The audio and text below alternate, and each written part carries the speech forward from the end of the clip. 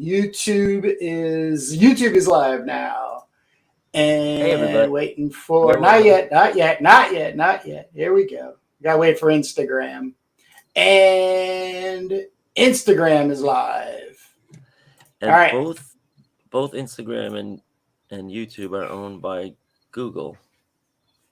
Instagram is owned by Meta. Oh, Instagram's owned by Meta. Okay, right.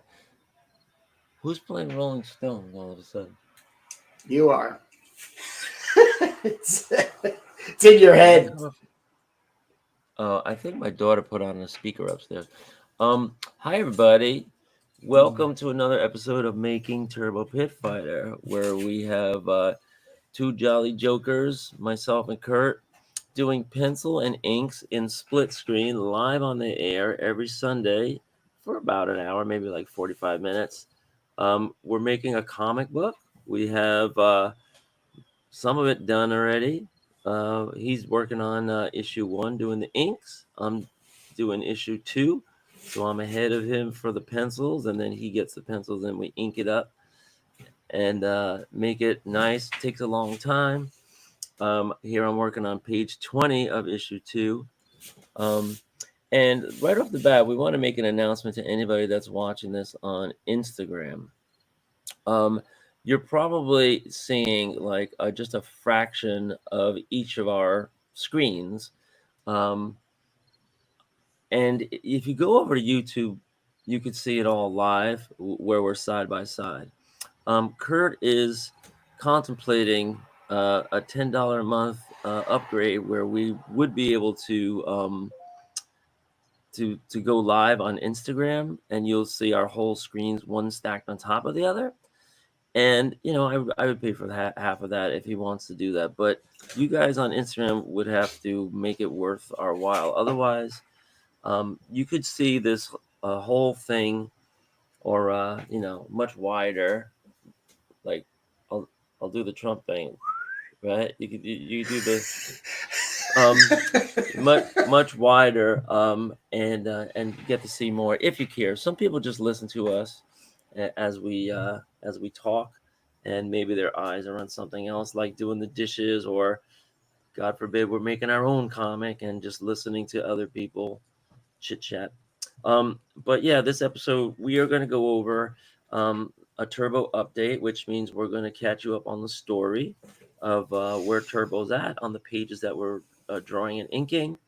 I don't have anything new to go over for Turbo number 3, which is just in planning as we're talking about finishing up number 2 here at Pencils.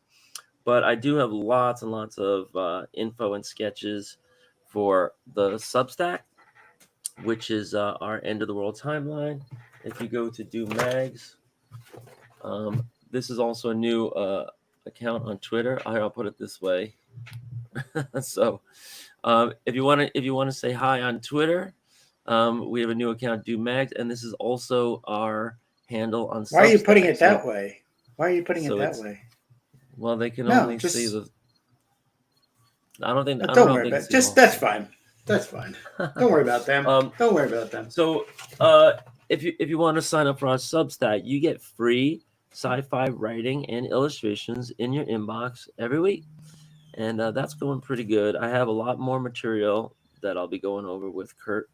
After we get off the air, I'm sending him some new sketches. Usually, I show the sketches. Why don't we do that right now, so that Kurt can tell me whether or not he has them yet? And I have this whole idea that I've been cooking up. Maybe, yeah, let's get this out of the way. So, Kurt knows that we have kind of a format to make a 6-page comic. And, this is all vaporware right now because we don't have an artist to do the 6-pager. But a 6-page script is written for a little segment in our Turbo world called The Company Man. That happens a little bit before Turbo comic happens. But here, this is another segment that it's going to have some prose writing and some chapters to it. So, people can tune in and get an installment for free. and see those chapters unfolding. I have a couple of them mostly written, just need a little editing. And it's going to center on this character right here.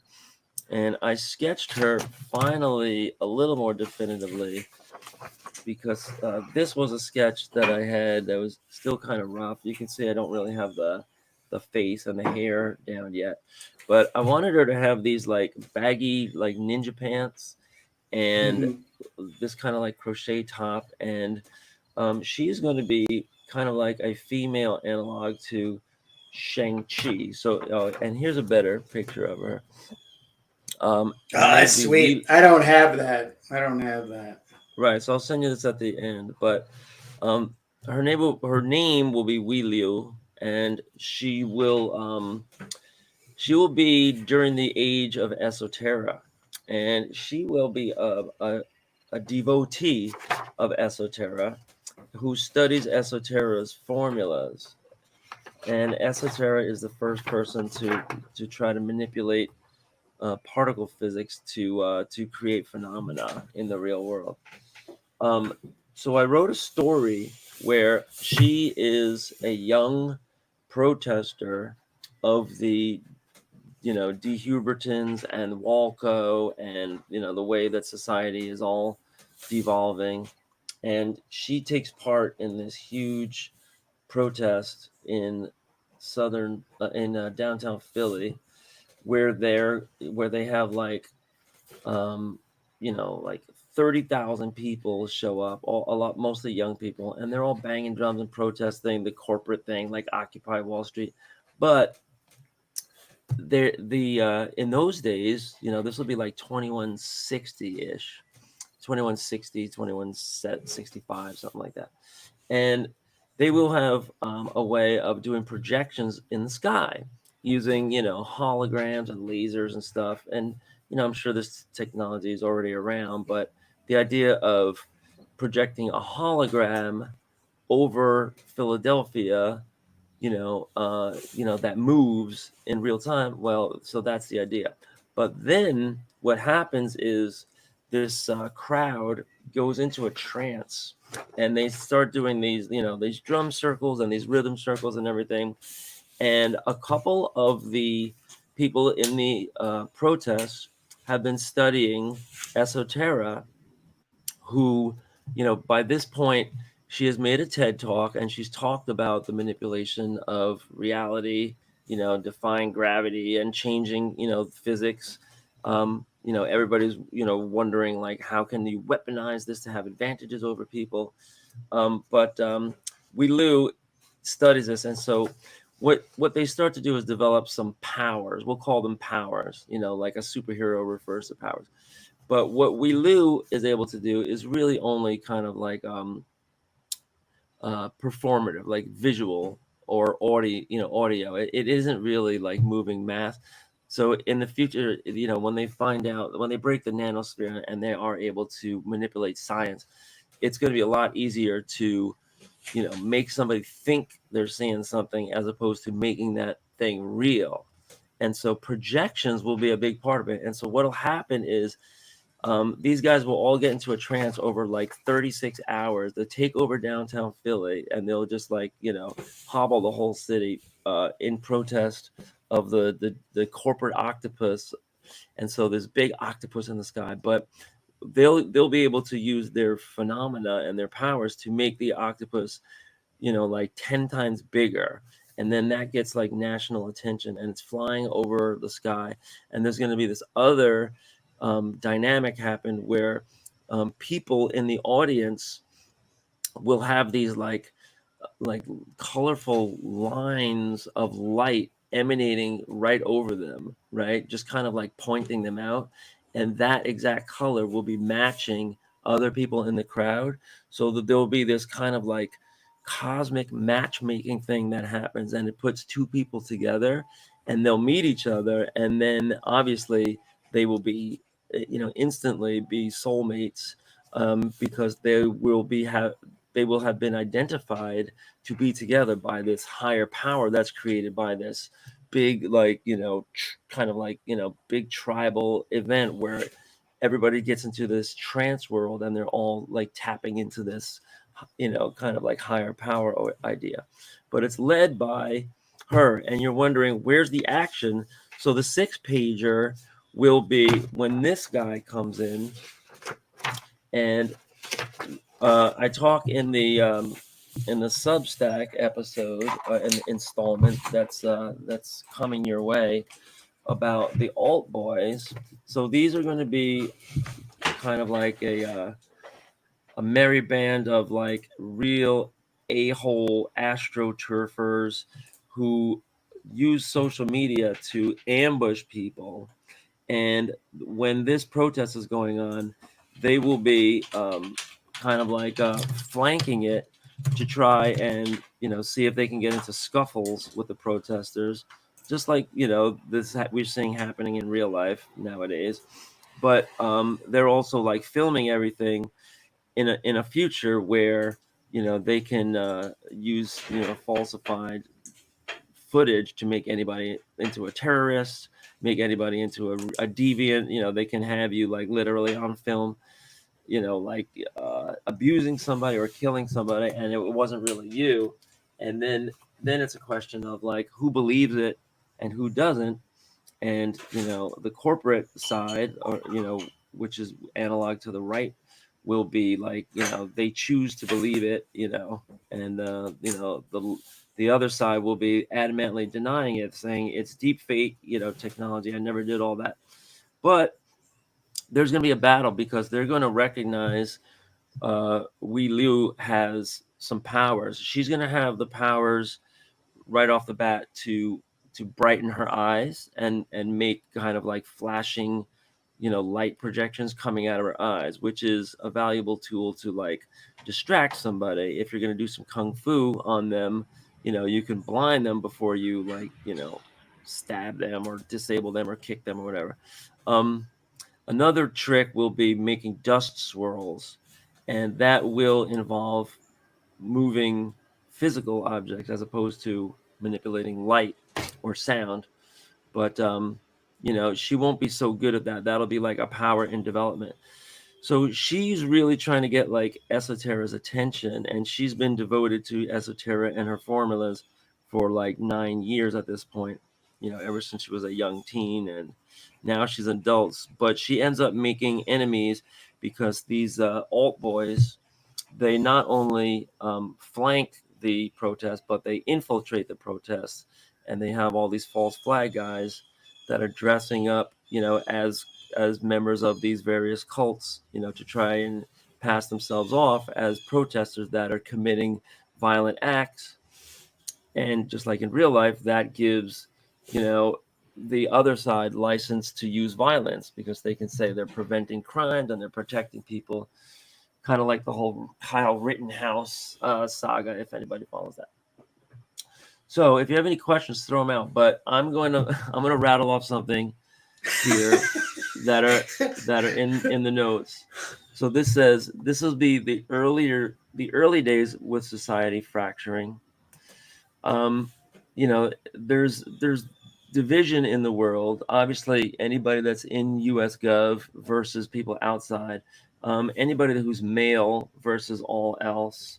Those are some of the lines. But basically, everybody starts getting involved in these cults, which are the kind of like mutual aid cults where you help each other. Like you might have somebody that has water supply, and then they all get water supplies from that person because the municipal water is not trustworthy. Resources will be very, very hard to come by.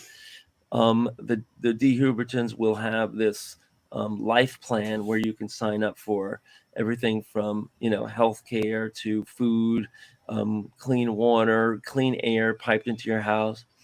And the alt-cons will get like first dibs on rations, nutritional rations to keep them going as a paramilitary force.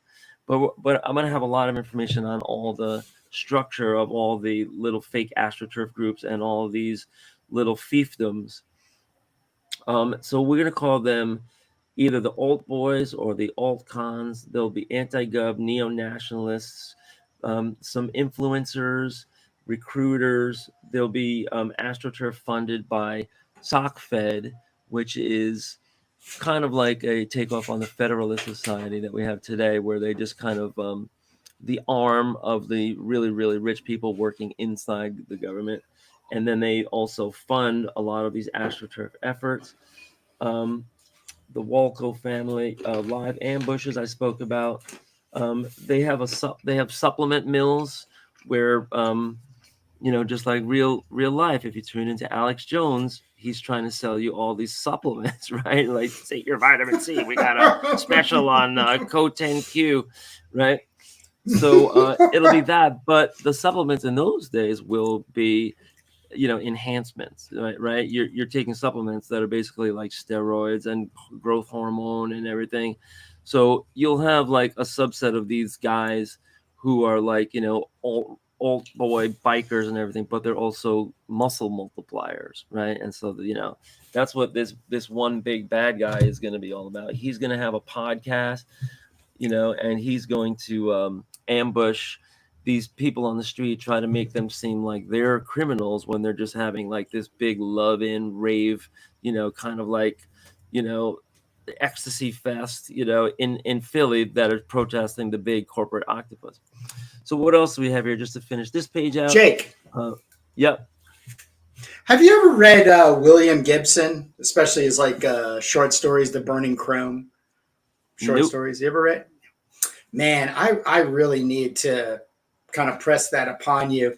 I with the watching YouTube channel, William Gibson, in the 80s, he's notably recognized as the beginning founding father of cyberpunk.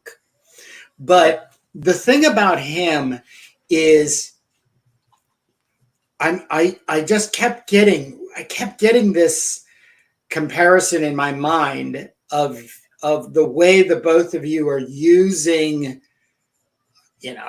forgive me for using the term real world, but things that are not only been happening, have happened, within arm's reach of being in being existence. So, you've made a lot of comments, towards our past, things that we've experienced, as well as most people have in the last 30, 40, 50 years. But the thing that he does, I just can't get, because a couple of the YouTube channels I watch right now are vintage sci-fi reviewers. And one of them, Vintage and SF, he's one of my favorites, as well as Luminal Spaces. I'll put links in the description below. Did a really good review of William Gibson's Burning Chrome. And the point I just want to get to is, we have all of this hyper realism, like we're living in, right? Like everything you were kind of matching, relationship to characters and movements and plots in Turbo's universe. These are comparable to things that we've experienced in the last 10 years, if you want, maybe even up to 20 years. But there's this rich weaving of comic book. It's just, there's a character and the character's got here, and then there's a fight and they got to battle this person, and then they meet up with a cyborg bodyguard that's then hired, and then there's a relationship that comes, so there's this layering. So I'm just really kind of giving you a breath of fresh air for everybody that's kind of holding their breaths as they're listening to you, and realize that you as you're the writer. I mean, I'm a contributor on some levels, but the truth is that this is streaming out of you, which is why we have set up the Substack, because this is important information.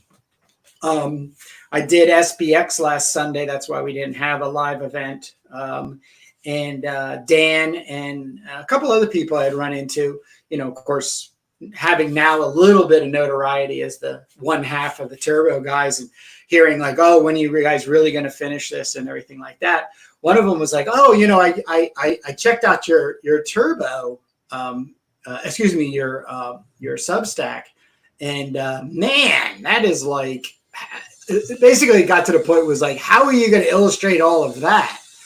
And my response was more along the lines of we're using the fact of this information being published as a Substack as supporting evidence to what's happening in the comic book.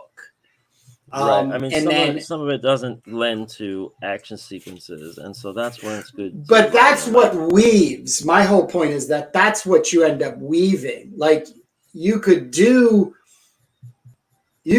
prose writing if you really wanted to, you know. But at the for the love of it's for the something love in of between, it's something in between. We're just giving nuggets of information, and then we have some sketches there, and we have all these sketches that go with these the characters. So I won't go over the whole plot line of this character Wee Lou, but she'll have a grandma, and there'll be kind of like an escalating battle to get her, and she fights back really well. So that's why things just get more and more escalated. But all of these little notes here are going to be playing in.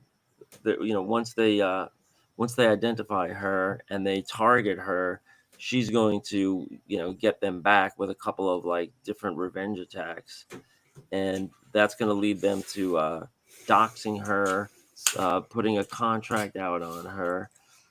There's going to be drones. There's going to be all these different bad actors, like hired goons that come after her. And let's see. This says her grandmom is in Vermont, and she has a farming collective up there where they're already having problems up there with local cops being either corporate cops or resistance cops, and because the food and the water situation is so monopolized, you have to either create your own farm systems, or you have to go in with the life plan, or go in with the corporate world. And so there'll be like this commune where they have a lot of volunteers, let's say 60 people, and it's all families and stuff, but it's half the cops on the actual force. And the cops in those days will have a standing orders to never escalate, no escalation, because they don't have the budget for escalation. So there will be kind of lawless society where if two people are having a conflict, you know, they might not even get involved. And because it depends who the cops responding on the ground are. Are they corporate cops, or are they, real cops, like honest cops? So that's kind of like the breakdown of society.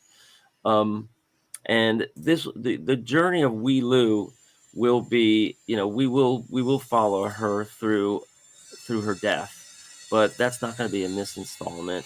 She's going to develop these powers, that she doesn't consider to be real powers. They're just kind of like, flashing light distractions, moving small particles around. But the eye bluffing, the bluffer, she called herself like an imposter. The eye flashing. She does know actual kung fu, and she will have like knives and stuff. I want to make her a little ninja-y. Cool. She, they do attain nirvana when they get together in these like collectives, and that's pretty much the notes on this one. But she's going to upend this guy when they do these live streams where they try to ambush somebody. That goes out live, and so there's no way to manipulate it. But then they post versions of it later where they'll have her getting beaten, humiliated, could be sexual assault, could be torture, could be all kinds of stuff going on. And then they try to demonize her over publicly to make her not even be able to walk down the streets anymore. So she will have a future that we're not getting into yet, like a spectacular death. But for now, it's going to be her grandmother that's going to have they are going to invade the farm because they're going to assume that she's hiding there after they try to kill her repeatedly. But yeah, a lot of good notes here on this, and it is already coming together in writing. And this was the last thing I did. I'm trying to find references. Maybe an artist where I could look up where they have baggy pants. Like I did this sketch, and I kind of like how this came out. But I, I'm trying to find like a good example of like baggy like ninja pants or kung fu pants, and how to make that artistic. I would do a search on Pinterest for hip hop pants. Hip hop pants. Okay, I'll make a note of that. Um, yeah, so that's the update on the latest thinking that's going on. It's already in writing, and let's see. I have some other sketches to show you before I jump back into my turbo pages. Um, I think I have them on this other pad now. So it's kind of fun thinking about all these characters. I have this whole character development that's happening with this lady who's going to be really really key to the resistance. This I don't know if I ever sent you that. This is a picture of Elevena, No, and I'm trying to get I her think up. it was in a lesser sketch form. Right. So I'm Well, trying I've to just get seen those instruments before. her face down. Right. These are going to be the instruments that they use to manipulate reality. You can see here there's 3 lenses on this one, and this one has different antennae that when they start spinning, you start to get that like kind of centrifugal effect. Um, and of course, Esoterra is going to even have these mini super colliders built into her outfit. But by the time Elevena gets a hold of the technology, she's going to have the goggles that change the world because you can visualize nanoparticle interactions before they even happen, and it tells you exactly what to do. I'm pretty sure I showed you this before. This is Elevena. This might be the surrender of Elevena, but Nah, it's all nah, just blue line pencil. nah. So I can darken those. And some more sketches of this is Elevena when she's enhancing one of the super vixens using the computers and stuff, using all the machines. Yes, no, No. Nope. no. Okay, good. Well, then I have all this stuff to send you. Yeah, zap them over. I'll zap them and send them over. Um, I was messing with these, and these are amazing, man. What you get? The Kohinoor is a name you can trust. These are woodless graphite pencils. I mean, these are Yeah, I basically know. ebony pencils, but they come in Ebony different. though, yeah, but ebony actually had the one I used to buy used to have wood around it. Right. Those were the ones I had gotten, but these are woodless Woodless. pencils. Yeah. Yeah. Yeah. But So they yeah, come I was just in with them yesterday. 8B, 2B. Yeah. You get a couple of each: 6B, 4B, 9B, and HB. So these are like hard to soft. They're really good when you're doing like the smudgy technique and stuff. But they're great. I like to work big when I'm using these. How are you You know, sharpening them? Are you using a well, sharpener or the the Exacto? best way to sharpen them is just to like do this on a scrap paper. Oh, okay. All right. You can just keep turning it and get a point, because when you're sharpening them in a sharpener, you actually lose a lot of volume on it, and you just want to get like one angle where you can get a nice little point. But they're great. These things are great. Kohinoor woodless graphite pencils. I think that's it on this pad. So we could go back to some turbo action. Cool. And why don't you talk about the page that you're on right now, inking? What's going on right there? You got 25. This is where uh, Turbo's injected herself in saving Trophy Girl. And then what happens is she gets stabbed with a knife from behind by one of these punks. And that takes her to a flashback, which brings us all the way back to like page 1 or 2. 1 and 3 actually, and what happens she's in taking a immediate- knife. Yeah, this is where aftermath. Turbo, when Turbo is stabbed one of the people, the guys that have come in to annihilate everybody in the house, which is like an orphanage with their mother and father. Oh, excuse me. And then she is escaping, so that's what the end of this page is coming to.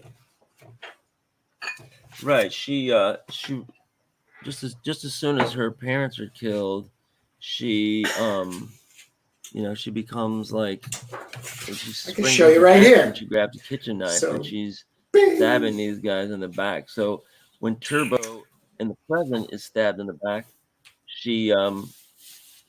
it reverts her back to the flashback when she first started fighting back against the RM, and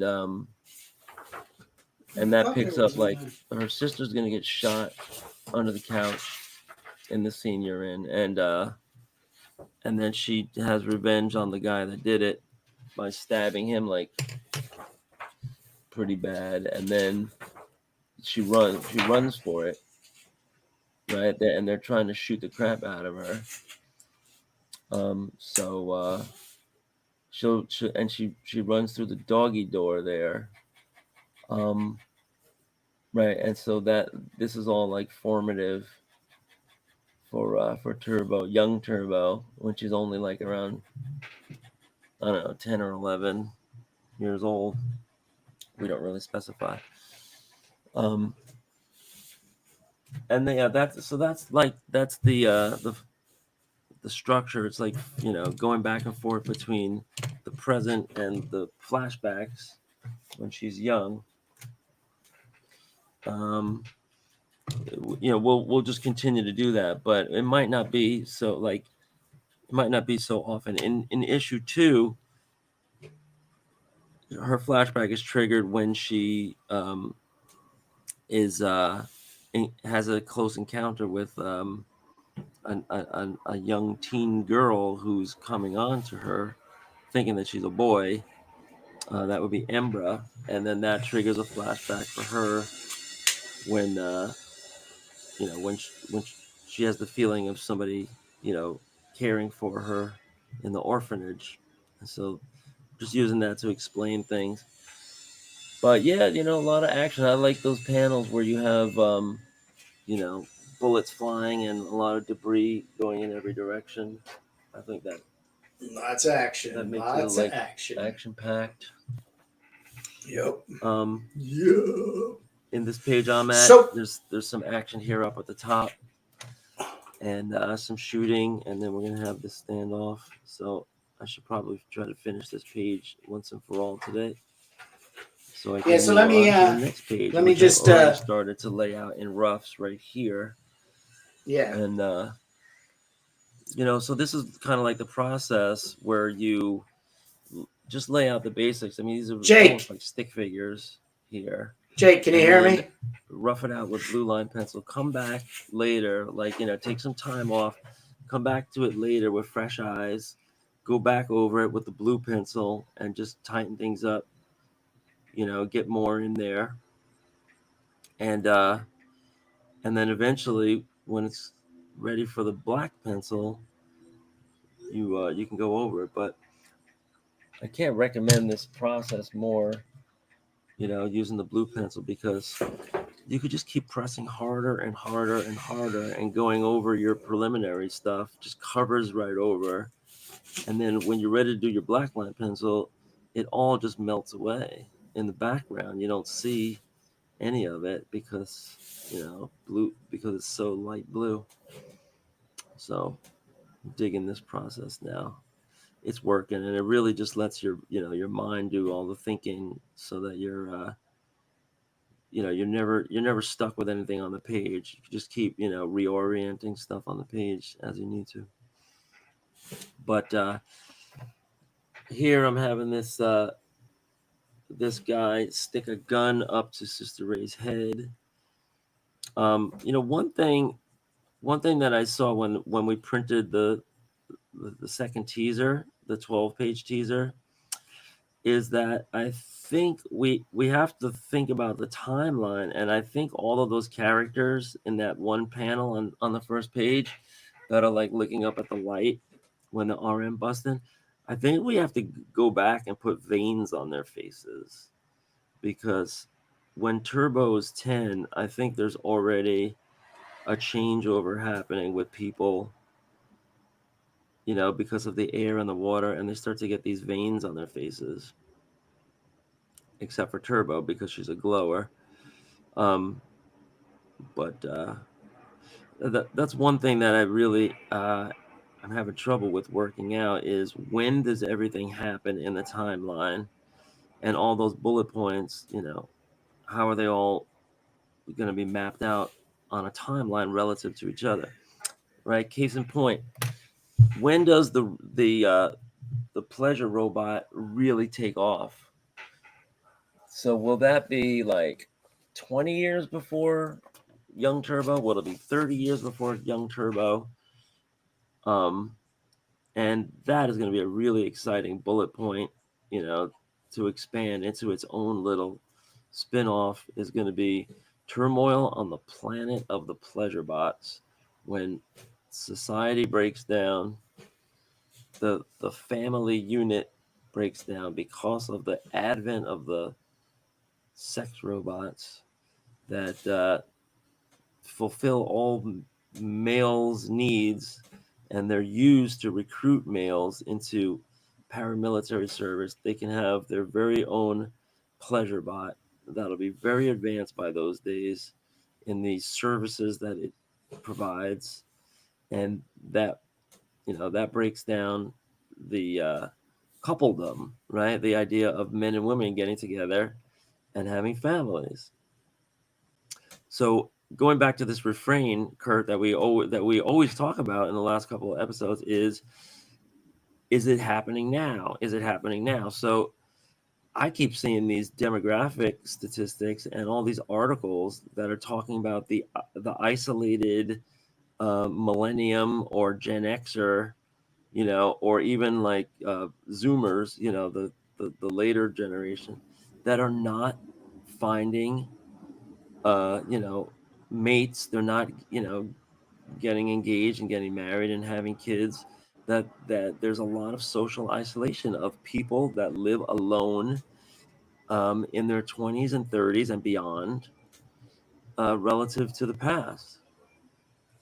And it's pretty obvious that we're in a digital age. So you might have all your friends at your fingertips. Maybe you talk to them on Snapchat 20 times a day, or Facebook if you're older. But the human part of it is going away.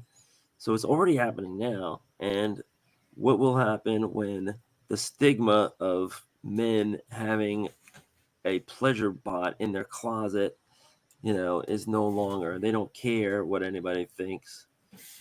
Or the pleasure bots are walking around the house, right? Maybe they're vacuuming and cooking and cleaning and stuff like that. So there's going to be all that. There's going to be all kinds of different models. But the guy, the big promoter, I don't want to say the inventor, but the big promoter of the pleasure bots, the guy that has the the killer app, the killer models that really kick in, like let's say the Tim Cook or the Steve Jobs of pleasure bots, will be one of the D. Huberden family.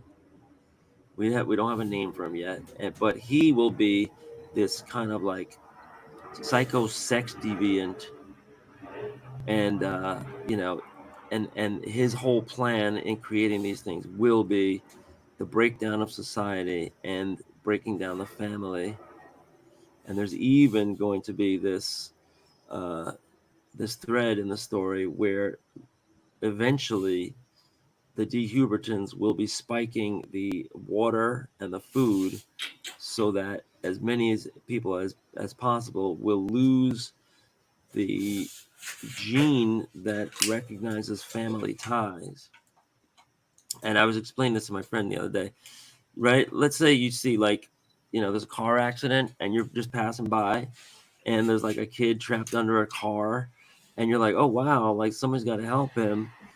But if it's your kid, this other thing kicks in our body, and it could be in our DNA, or it could be in our brains, or it could be, in our genes, right? But it's like, hey, that's my family, that's my kid. The same thing in the animal kingdom. When animals protect their young, right, it's like this special thing kicks in.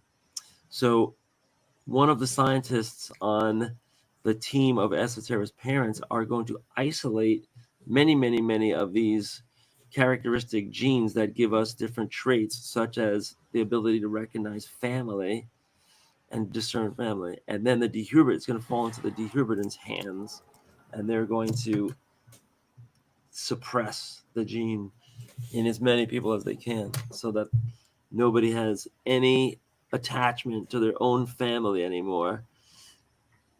When combined with the advent of the pleasure bots, for young men and even old men, there'll be brothels all over, P-bot brothels all over, which will range from, high class, luxury kind of, resorts and spas, all the way down to like little, like 24-hour shanties, being run by, little, local people.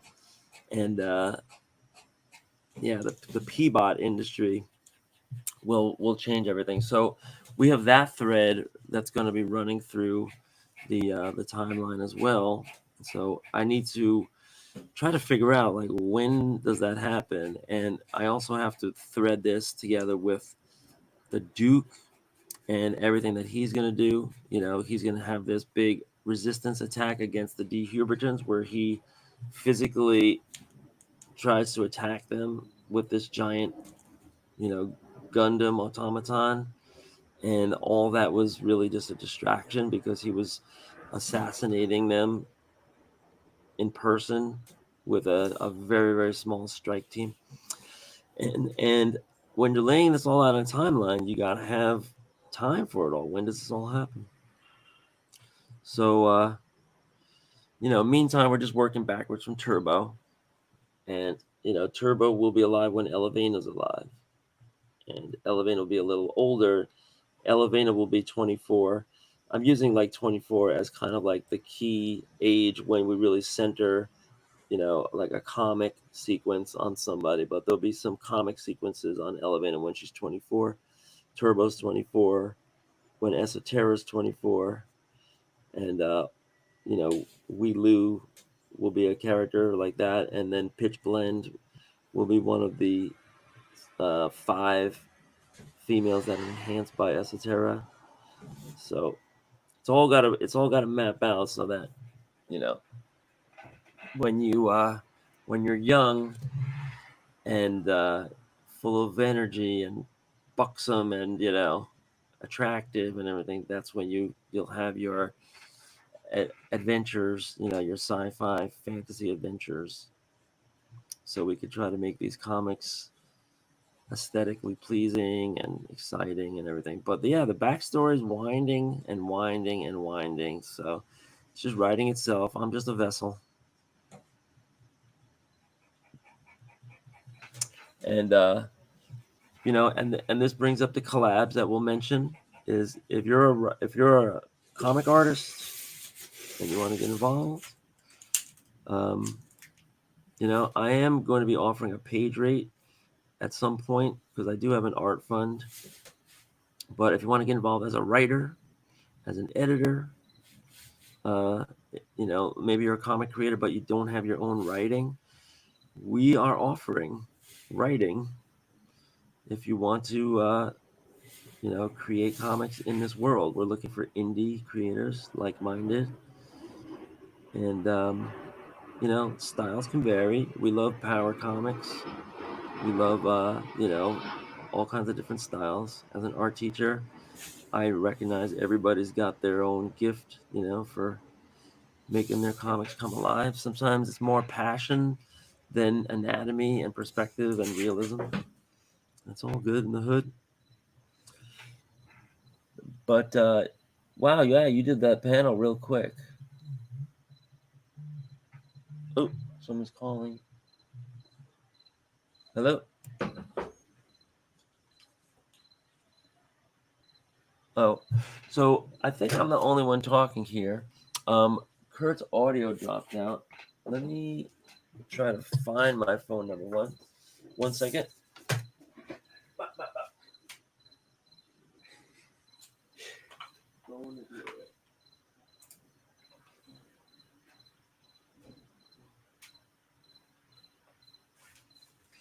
I think we are live on Instagram right now with a dead patch. And Jake, your earbuds. on my phone. Jake, Oh, Kurt's your earbuds. No, my earbuds didn't die. Wait, let me switch to. Well. Hello, testing 1 2 3. All right. Testing 1 2 3. My earbuds still have power, but let me try this one. Hello, hello, hello. Hello, hello, hello. There you are. Okay. So, where are we at? Do we just resume talking? Well, no, because we're coming to the end. We do have a wonderful interview coming up, and right after this with Jay Bethke, which has been long overdue. We had some technical issues when we first tried to have him at the beginning of the year. He's already 2 Ashcan zine-like publications out, so we're going to be able to sit down with him and talk to him. I just wanted to tell everybody that they're going to start seeing more life drawing from me because season has started back up locally around me. I went down to Delaware Contemporary, Wilmington, Delaware, and was able to get a nice 2-hour session, and then found out that a new life drawing session in the afternoons has started today. I won't be able to do Sundays, but occasionally they'll be also doing Wednesday afternoons. So I'm pretty darn excited about that. Also, as I mentioned earlier, went to SBX, met up with Dan Snoke from Rave Sensation, had an amazing time, and met some amazing people, which I'm going to try my best to get on the on our indie exchange. This was the big catch for me. If you're on Instagram, J Webster Sharp, I've been following her for over a year. She's just been working pages. It's surrealism, body horror. It's all black and white. She finally has been published by Avery Hill, and this stuff is amazing. If anything, when I would come across her Instagram channel, stippling, that's always my weakness when it comes to inking. There's such a heavy weight that will help your black and white work if you're integrating stippling. Was able to see Jim Rugg got his newest, the Conspiracy Comics. Met this is Dave McKenna. He had some like Von Bode sword and sorcery style stuff. And then this is Uncle Lee Fish. So I had a good talk with him. He has I did exchanges with our Turbo teaser. He was one that took me up on it.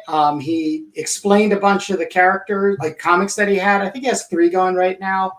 And I chose this one, Jake, because Alice in Wonderland, I know you're working on something, but it's also chock full of public domain characters. So that's going to be super cool. And I got a copy of Jontar. So when you talk about power comics, Jake, next time, one of the next times we do comics that influence, I'm gonna do a little hi, how are you doing, and flip through this because this is so inspirational. I mean, look how thick this is.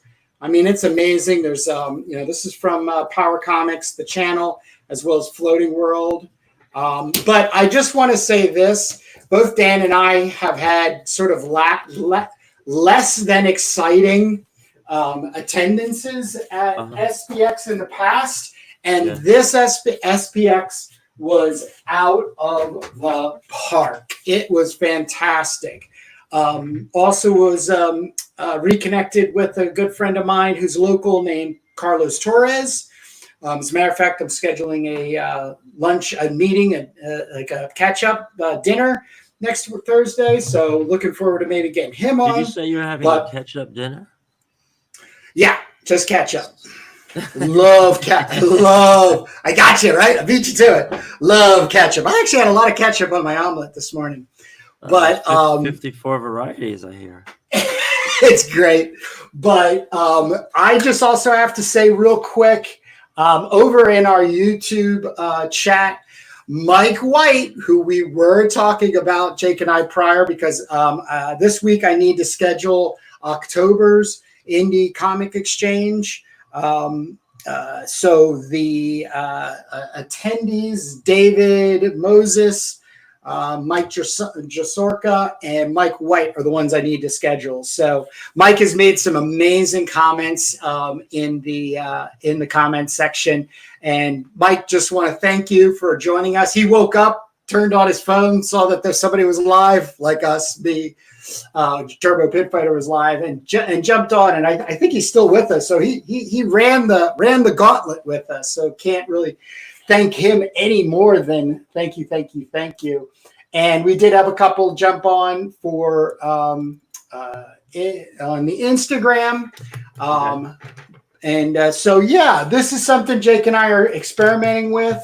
It looks like it's doing really well. It also saves me an incredible amount of time to have to do editing. So this just goes right into the live feed, like the live listings in the channel. So if you're looking for it, but I am putting them in the binge, all the making Turbo comics. So it's just really exciting. The technology obviously is advancing. It's making it easier and easier to broadcast yourself out there.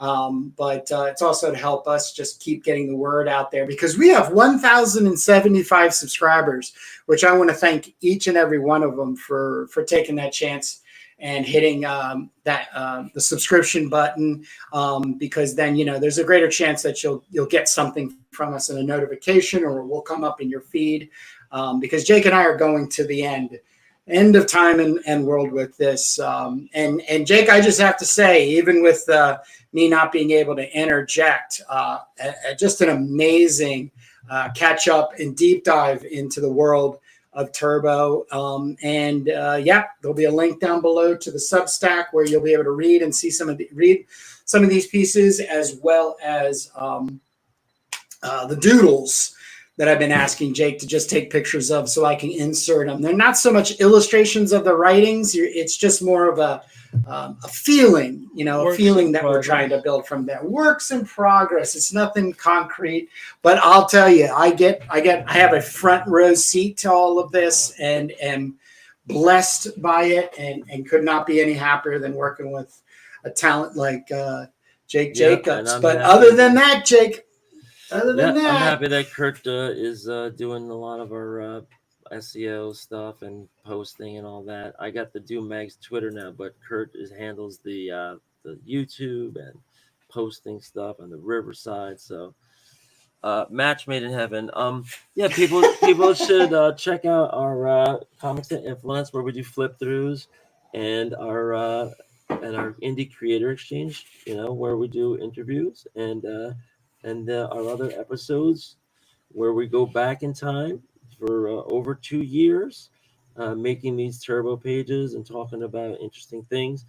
If you're really bored, check it out. But one day there is going to be a full comic on stands, and then another time there is going to be a full graphic novel on the stands, and we will get there. just a matter. We of will time. get there. All right. Yep. Peace, everybody. Cool. All right. We'll see you next week, everyone. Yep.